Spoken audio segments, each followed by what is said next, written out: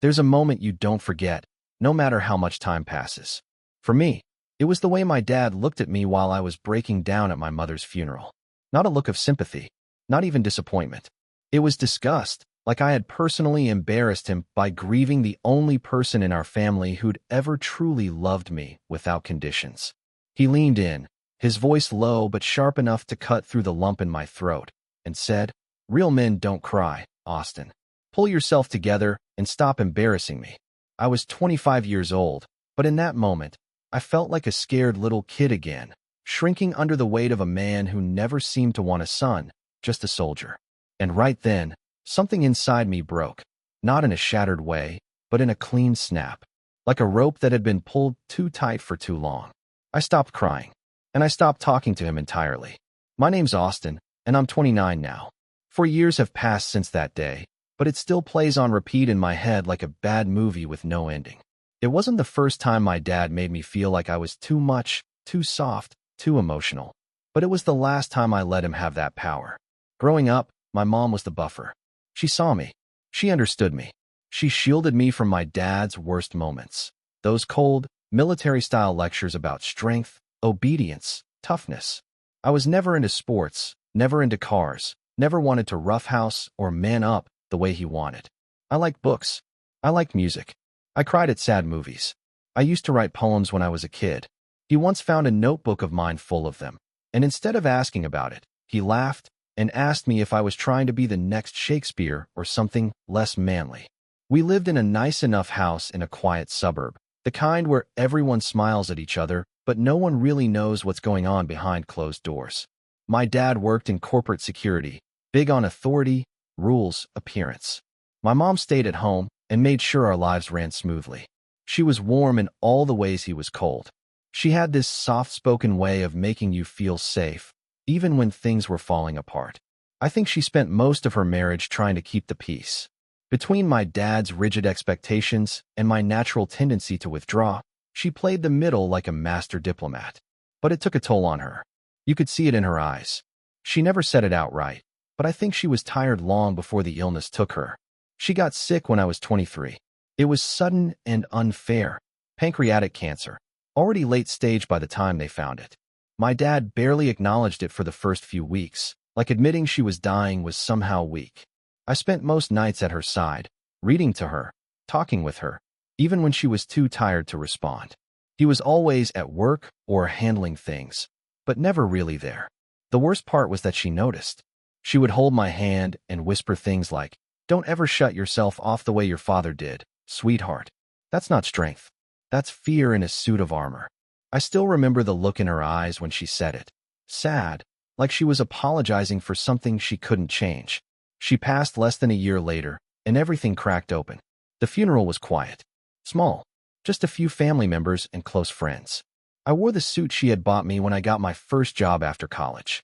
She said it made me look confident. I was trying to hold it together, I really was. But when they lowered her casket into the ground, it was like my body gave up. My knees buckled and I sobbed. Loud, raw, ugly sobbing. And that's when my father snapped. That's when he told me to stop embarrassing him. Like grief was a performance, and I was doing it wrong. After that, I didn't say another word to him. Not when we got in the car. Not at the reception. Not when he made a comment about how people were looking. I just nodded politely when spoken to and left early. He tried to call me a few days later, but I ignored it. I didn't have the energy to be the son he wanted anymore.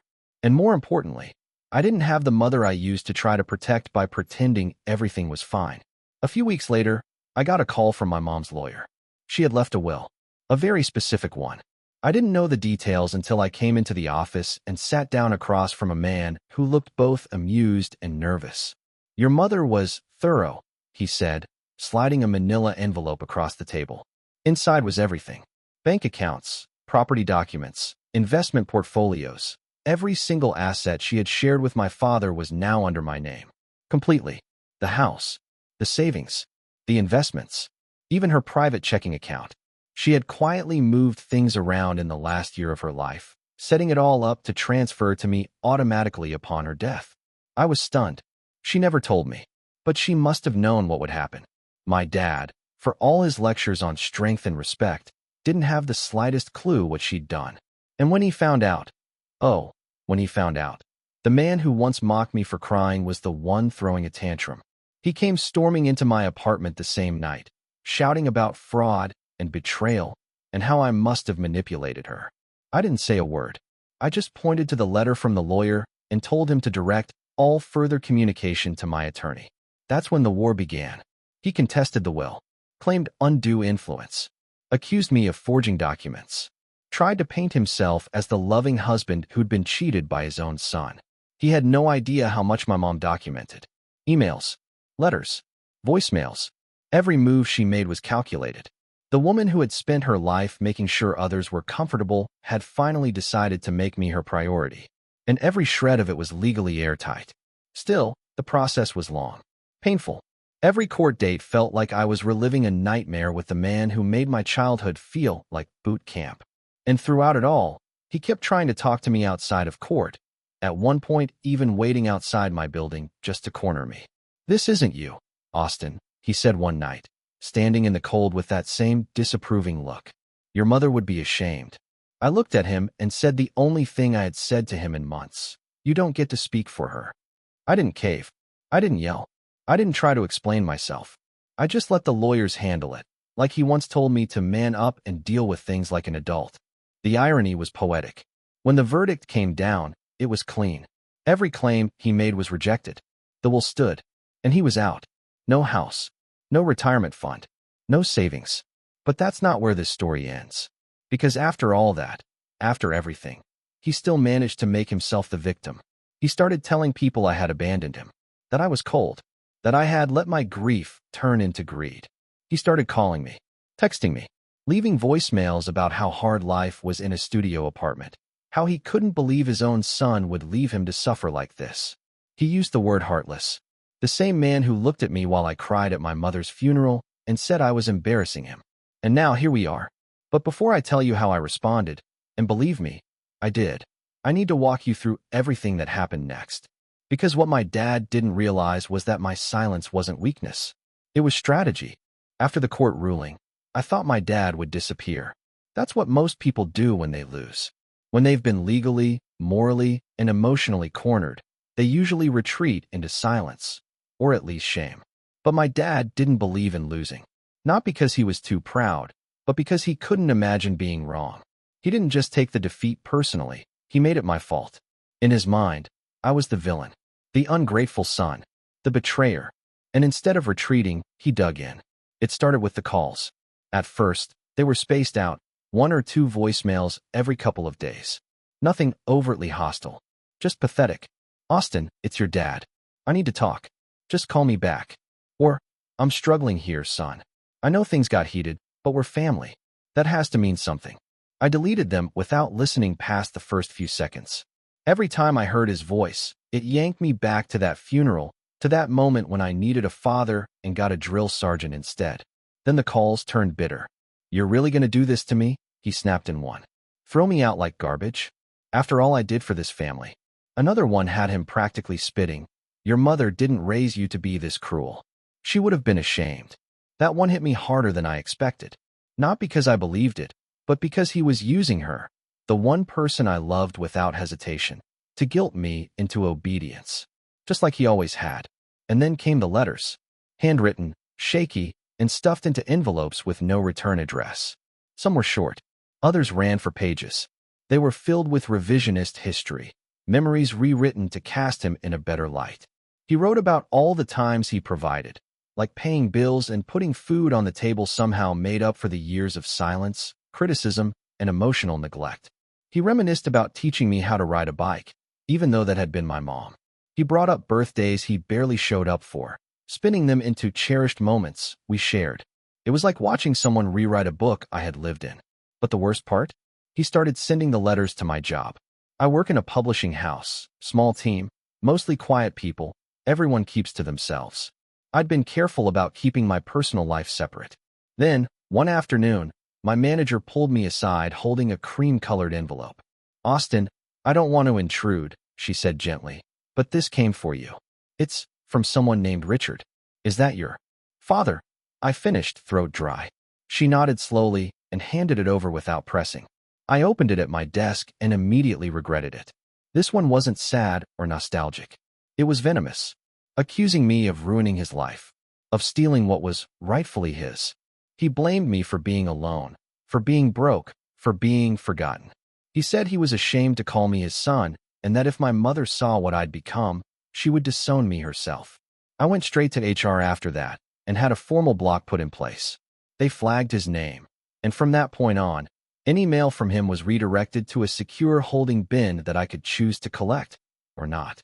I never did. You'd think that would be the end, that once his words stopped reaching me, he'd finally give up.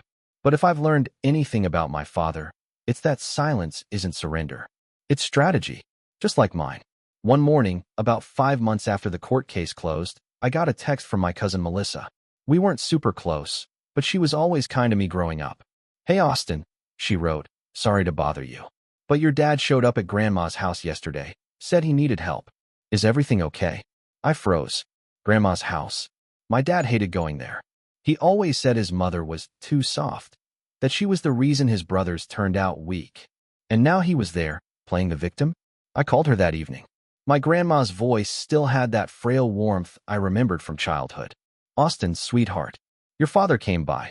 He looked so tired, so worn down." "Did he say why?" I asked carefully. She hesitated. "He said you froze him out, that you manipulated your mother and took everything, that he's living in a one-room apartment now and can barely afford groceries." I exhaled slowly. "Did he also mention contesting Mom's will? Calling me heartless? Trying to sue me?" "No," she said, and I could hear the disappointment in her tone. "Not at me, at him. He left that part out." I explained everything. The court, the letters, the guilt trips, the way he tried to weaponize her memory against me. She listened silently, then sighed. "I'm sorry, sweetheart. I believed him. I shouldn't have, but I did. He looked so lost." I understood why she felt that way. My dad was good at performing pain, just never at processing it. It was the one emotion he could show without feeling vulnerable, because to him, suffering was masculine. Grief wasn't. Regret wasn't. Apology definitely wasn't. After that, I started hearing little things from relatives. My uncle texted me asking if things were really as bad as my dad made them sound. A friend of the family reached out on Facebook, saying she was praying for my reconciliation. It became clear that he was on a mission, a campaign to rehabilitate his image and smear mine in the process. But then he crossed a line. One night, I got home from work and found a business card slipped under my door. It wasn't from my dad. It was from a private investigator. My stomach dropped. I called the number on the card, heart pounding, and asked what it was about. "Mr. Winters?" the voice asked. "Yes. This is just a courtesy call. I was hired to gather some background information. Nothing invasive. Just lifestyle, income verification, basic intel. Strictly legal. Just wanted to give you a heads up." "Who hired you?" I asked, already knowing the answer. "Richard Winters." I hung up. I didn't sleep that night. My dad was digging into my life, trying to prove something. Maybe he thought he could find a loophole, some way to take me back to court. Maybe he wanted to intimidate me. Or maybe, most likely, he was trying to gather ammunition to shame me again, to play the martyr even harder. The next day, I called my lawyer. We filed a cease and desist, sent directly to his building, certified mail. We never got a response. But the PI never came back, and no more cards showed up under my door. I took that as a win. For now. But it didn't stop the spiral. A month later, I was at the grocery store when I saw him. He looked thinner, angrier. Eyes sunken, jaw tight. He was pushing a half-empty cart of cheap canned goods and frozen dinners. I turned to leave the aisle, but he spotted me. "Austin," he said, loud enough for heads to turn. I froze.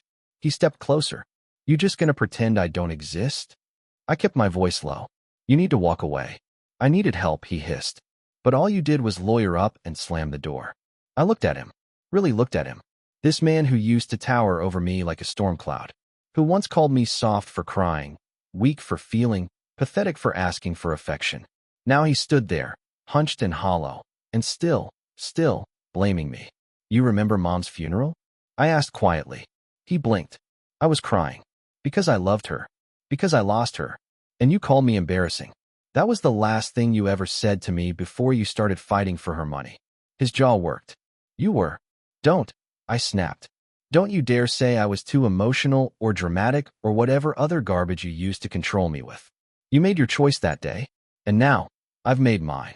People were staring now, but I didn't care. For once, I didn't feel small in front of him. I felt done. He opened his mouth again, but I walked away. And that should have been the final breaking point. The moment we both moved on. But it wasn't. I didn't think one encounter at a grocery store could shake me like that. But it did. Something about seeing my father like that, hollow, resentful, still clinging to the same broken narrative, reopened an old wound I didn't realize was still bleeding. I went home that night and sat on the edge of my bed for what felt like hours, staring at the floor with my coat still on. The silence in my apartment was heavy. Not peaceful, just heavy. Like the air itself was pressing down on me. I kept thinking about what he said. You just gonna pretend I don't exist? And the thing is, I wanted to pretend. I wanted to erase every memory, every reprimand, every moment of quiet disapproval that shaped me into someone who flinched at compliments and second-guessed every good thing that came into his life. But I couldn't. Pretending he didn't exist meant pretending I didn't come from him. And no matter how much I hated it, I did. That realization broke me. Not in a loud, dramatic way, but in the kind of way where you start moving through your days like a ghost. I stopped returning texts, skipped lunch with my coworkers, let dishes pile up in the sink until I was drinking out of mason jars and eating with plastic forks. I missed a meeting at work, just forgot it entirely, and my manager, Sarah, pulled me aside after. She was kind about it, but direct. Austin, whatever's going on, you don't have to carry it alone. But you do need to talk to someone. I nodded, promised I'd think about it. That night, I opened a new browser tab and typed grief counseling near me before closing it again. And again, and again. It took 2 more weeks before I actually clicked a link. I ended up finding a therapist named Jordan who specialized in complicated grief and family trauma. His website had a quote on the homepage that said, "Sometimes the most painful stories are the ones we tell ourselves." That stuck with me. So I booked a session. Walking into that office the first time felt like walking into a courtroom where I was both the defendant and the witness. I didn't know where to start. I talked about my mom, then my dad, then my silence, then my rage. I talked about that moment at the funeral, the grocery store, the letters, the court, the weight of it all. Jordan didn't interrupt, didn't nod too much. He just listened. At the end of the session, he said, "You've been grieving 2 losses at once. Your mother's death and the father you never really had." That hit me harder than I expected, because it was true. And that acknowledgement, that permission to grieve something that technically wasn't gone, opened a door I didn't realize had been locked. Over the next few months, I kept going. Weekly at first, then bi-weekly. We talked about boundaries, identity, self-worth. We dug into memories I hadn't revisited in years. The birthday I spent alone in my room after my dad said I was too old for all that fuss. The college graduation he missed because he had a security conference. The night I got my first job offer, and he told me I should have aimed higher. These weren't violent moments. They were quiet erasures. And those leave the deepest bruises. Therapy wasn't a magic wand. It didn't fix everything. But it helped me start untangling the wires. Helped me stop seeing my worth as something I needed to earn from people who couldn't give it freely. Around that time, things at work started shifting too. Sarah pulled me into her office one morning with an unreadable expression. "So," she said, "we've been watching your submissions, your edits, your pitches, and we're impressed. The kind of impressed that comes with opportunity." I blinked. "Opportunity?" She smiled. "We're launching a new imprint, focused on memoirs and personal storytelling. Stuff that hits emotional cores. You've got a knack for it, Austin. We want you to lead the editorial team." I just stared at her. "Are you serious?" "Dead serious. Think about it. Let me know by the end of the week." I said yes the next day, and something about that, being trusted, chosen, seen, felt like a turning point. I started dressing a little sharper, not for anyone else, but because it made me stand taller. I reconnected with old friends, went on a couple of dates. One of them didn't go anywhere, but the other, her name was Celine, turned into something steady. We met at a local author reading, both reached for the same paperback at the merch table. She was funny, sharp, asked good questions. Our first conversation lasted 3 hours over bad coffee and ended with a shared playlist we still add to every week. Celine didn't ask about my family right away, but when she did, I told her everything. Not all at once, but piece by piece. She didn't flinch, didn't offer pity, just sat with it. It's okay to leave someone behind, she said once, even if they're holding your last name. I didn't know how badly I needed to hear that. As the months passed, I felt lighter. Not fixed, but less fractured. I volunteered to lead a writing workshop at the local community center, just a couple of evenings a month, helping people turn their stories into essays or poems. One night, a teenage boy brought in a piece about losing his older brother to addiction. After he read it, he looked at me and said, "I thought I'd feel worse sharing it out loud. But I feel better." I nodded. That's how you know it's real. I walked home that night with a strange ache in my chest. The good kind. The kind that says maybe I've survived something. And then, just when I thought I'd finally found my footing, something changed. It started with a knock on my door. It was a Sunday morning. I was making pancakes, half dancing to the music playing off my phone. Celine was still in bed, wrapped up in my hoodie. The knock was soft, hesitant. I opened the door and found a woman in a blazer holding a thick envelope. "Mr. Winters?" I nodded slowly. "I'm with the legal office representing the late Margaret L. Winters. We've been trying to reach you by phone. Your number must have changed." My heart skipped. "Grandma." The woman handed me the envelope and offered a polite nod. "She passed away peacefully 2 weeks ago. Her will names you as the primary heir." I just stared at her. I didn't even know she was sick. She wasn't. It was her heart. Sudden. I thanked her, closed the door, sat down. My hands were shaking. Celine emerged from the hallway, rubbing her eyes. "Everything okay?" "My grandma died," I whispered. "And she left me something." Inside the envelope was a letter, in her familiar handwriting. It was short. "Austin, my boy, I'm sorry for believing him. I see things more clearly now. This is my way of making sure you know that I did love you. Not just as my grandson, but as the best of what this family could have been." Attached was the revised will. Everything. The house, her savings, the personal heirlooms, the land she still owned out in the countryside. All of it, left to me. My heart broke in two, and then it hardened, because I knew exactly who was not going to take this news well. And I was right. 3 days later, I got the first voicemail in nearly a year. "You selfish, conniving brat. I just found out what your grandmother did. Are you proud of yourself? First your mother, now my own mother. You took them both from me, and now you've got your claws in everything. Do you even hear yourself? How heartless are you?" The second voicemail came an hour later. "I need that house, Austin. You know I do. You already took everything else. Don't make this worse than it has to be." And just like that, the calm I had built, my quiet little life with its healing rituals and new beginnings, started to ripple. But this time, I wasn't the same Austin he remembered. I wasn't 25 and broken. I wasn't soft in the way he used to twist like a knife. I had learned how to grieve, how to speak, how to draw lines and build something behind them. I had learned how to be a man on my own terms. And I wasn't going to let him rewrite the story again. The thing about grief is that it teaches you patience. When you lose someone you love, not just to death, but to betrayal, to neglect, to erosion over years, you learn how to sit with silence, how to hold your breath and wait. That's what I did when the voicemail started again. I didn't respond. I didn't block him. I just listened. Each message gave me more information than he realized. His desperation, his delusion, and most importantly, his lack of control. And that was something new. My father had always controlled the story. He narrated my life in his voice for so long that I forgot I had one of my own. But now I had the pen. The morning after I got the second voicemail, the one where he demanded my grandmother's house, I sat down at my desk, opened my laptop, and began making calls. The will had already been filed with the county. My name was on the deed. The house, the land, the assets, legally, all mine. But I wasn't interested in just keeping what he wanted. That wasn't enough anymore. I didn't want him to lose by accident. I wanted him to feel it. Step one was gathering information. I called Jordan, my therapist, asked if he could recommend someone who handled estate law from a strategic standpoint, not just defensive. He gave me the name of a woman named Evelyn Marks. "She doesn't suffer fools," he said.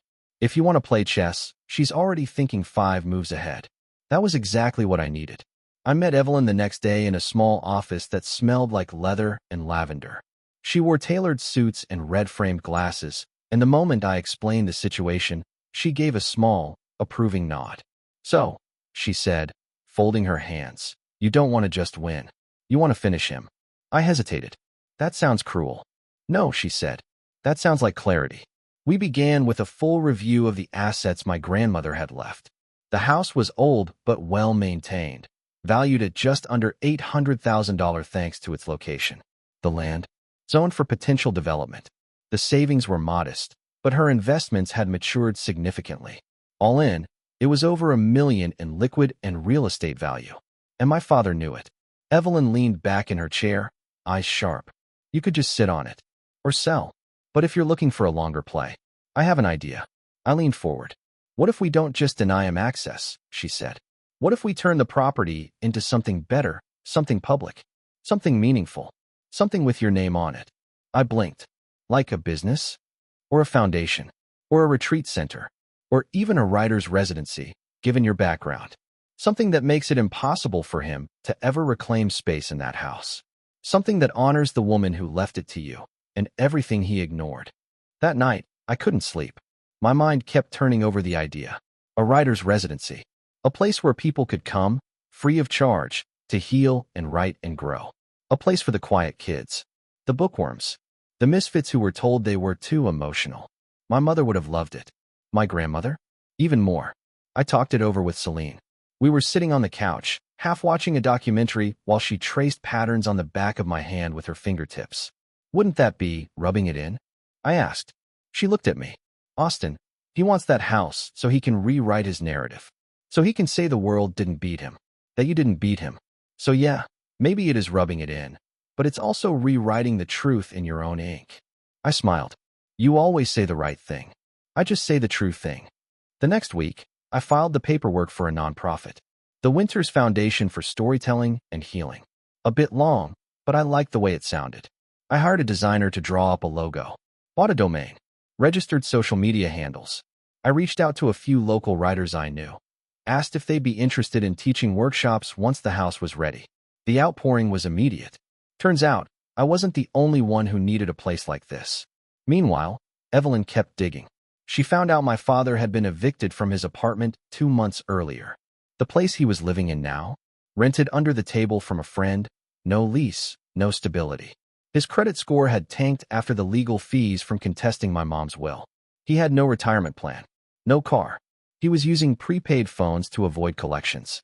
The image he was projecting, of the wronged patriarch barely getting by, was accurate.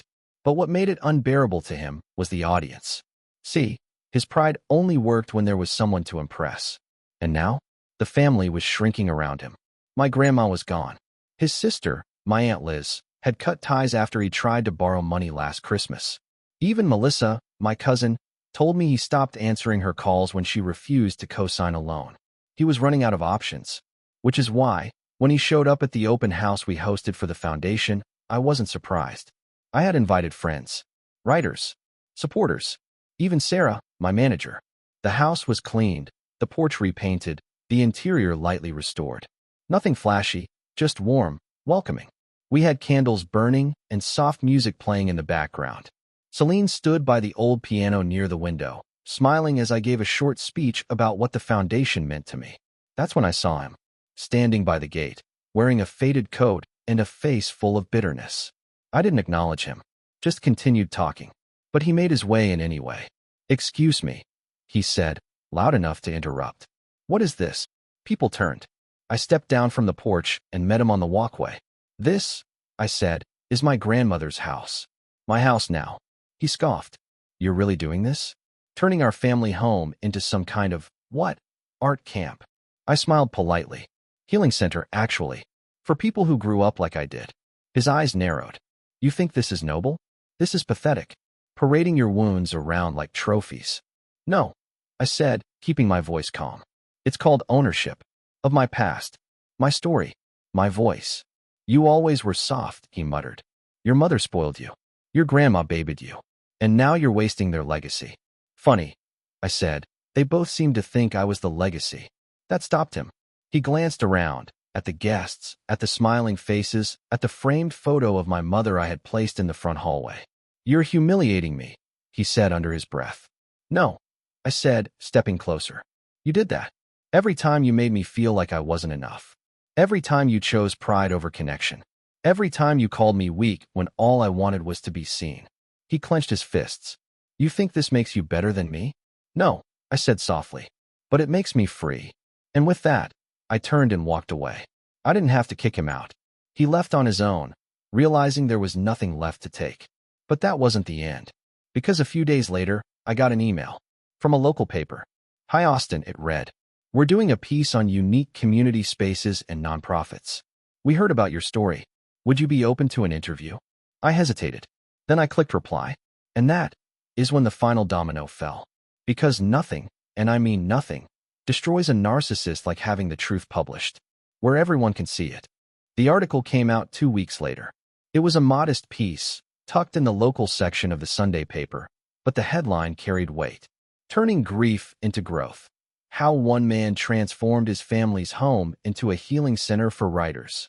The journalist had done her homework. She interviewed me at the house, took photos of the garden I'd restored with my mother's favorite lavender, captured Celine and me painting the porch steps together, and even included quotes from some of the early workshop attendees. But it wasn't just a feel-good human interest piece. It was personal, honest. I talked about the loss of my mother, my grandmother, and the complicated legacy I inherited, not just in property, but in pain. I didn't mention my father by name, but I didn't need to. Anyone who knew our family knew exactly who I was referring to when I said, some people define strength by silence. I used to believe that too.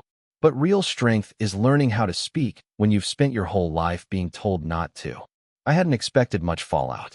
A few texts, maybe another angry voicemail. But what happened instead was poetic. It started with a phone call from Evelyn. Austin, she said, sounding oddly amused. You might want to sit down. She forwarded me an email thread between my father and a local real estate developer named Barry Kellerman. The same Barry who had previously made offers on my grandmother's land for a proposed strip mall that she'd always rejected. My dad had apparently reached out to him again, hoping to secure a backdoor deal, something under my nose. He offered to broker a conversation, saying he had leverage, that I was emotionally unstable, and would eventually cave if pushed hard enough. Barry, sensing something shady, forwarded the emails to his legal team. One of his assistants happened to be married to one of the writers in my workshop. Small world. I sent the entire thread to Evelyn. She laughed. He's not just desperate. He's sloppy. We could bury him with a restraining order. I paused. Can we do more than that? She leaned forward. How far are you willing to go? And that's when I made the decision. I wasn't going to let him rewrite the ending. Not this time. Step 1 was the restraining order, easily granted after the emails and past harassment. Step 2 was putting a public legal notice in the paper, affirming that all communications regarding the Winters property would go through my office and that I had zero intention of selling, leasing, or transferring any part of the estate. It was formal, clear, and permanent. Then came step 3, the gala. With Evelyn's help and some generous donations from local businesses and former students, I planned an inaugural gala for the foundation, a celebration of storytelling, healing, and community. We invited authors, counselors, educators, and artists. I wore my best suit. Celine looked radiant in a navy blue dress. The house had never looked better. Lights strung through the trees, live music on the porch, and tables adorned with fresh hydrangeas. Halfway through the evening, I gave a speech. Not about my father, but about legacy. I used to think legacy was something you inherited, I told the crowd. But now I understand. It's something you build. It's in the lives you touch, the stories you help shape, the spaces you leave better than you found them. The applause felt like closure. But the final note came weeks later, quiet and surgical. Evelyn had discovered that my father had taken out a high-interest loan years earlier, using what he believed was shared marital property as collateral. Problem was, after the court case, it was proven that my mother had quietly moved those assets into her name, meaning he had no legal authority to use them. The debt collectors had been circling for years. Now they had an opening. Evelyn contacted them with all the documentation. They moved in fast. Within a month, my father's last remaining assets, what little he had managed to scrape together, were seized to cover the outstanding debt. His bank accounts were frozen. His name was blacklisted from multiple lenders. And the friend who had been renting him a room? Kicked him out after learning my dad had used his name to try and open a new credit line. That was the final straw. The next I heard, he was living in a budget motel outside of town. No phone, no car, no friends, just bitterness and bedbugs. I never went to see him. I didn't need to, because the revenge wasn't just in what he lost. It was in what I built. The foundation became something real, something beautiful. We held workshops every season, partnered with schools, published anthologies of the writing that came out of the retreats. I watched people walk through the same halls my father once stormed through and leave with lighter shoulders. I saw kids who reminded me of myself, quiet, uncertain, find their voices for the first time. And sometimes, when I'd walk past the old oak tree in the backyard, I'd pause. Not to mourn, but to reflect. To remember the boy I used to be. The one who cried at his mother's funeral and was told to be ashamed. I'm not ashamed anymore. I'm proud. Proud of the pain that taught me how to grow. Proud of the silence I broke. Proud of the legacy I chose to build with love, not fear.